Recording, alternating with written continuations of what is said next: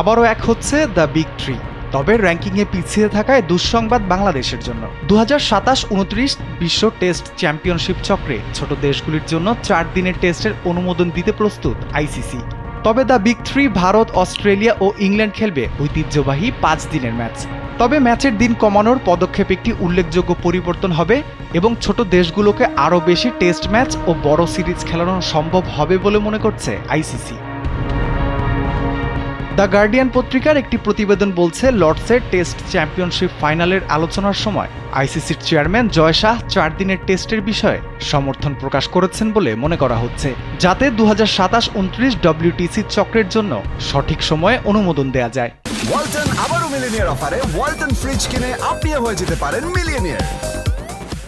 ICC test র্যাঙ্কিংয়ে টেবিলের তলানিতে 9 নম্বরে বাংলাদেশ, আর 2023-25 টেস্ট চ্যাম্পিয়নশিপে 4 ম্যাচ জিতে 7 নম্বরে আসর শেষ করেছে নাজমুলের দল।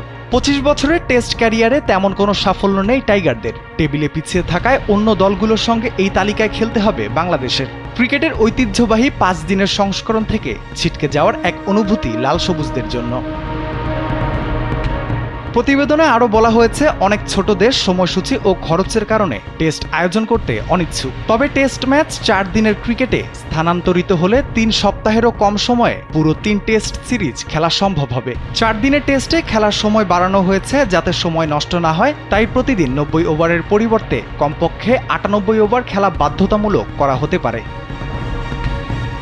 তবে 2025-27 বিশ্ব টেস্ট চ্যাম্পিয়নশিপ চলবে 5 দিনের ফরম্যাটে। 2025-27 মৌসুমের 9টি দেশের মধ্যে 27টি টেস্ট সিরিজ হবে, যেখানে 2 ম্যাচের সিরিজ থাকবে 17টি আর 3 ম্যাচের সিরিজ থাকবে 6টি। তবে এই মৌসুমে the big three England, Australia ও ভারত প্রত্যেকেই একে অপরের বিরুদ্ধে খেলবে 5টি করে টেস্ট সিরিজ।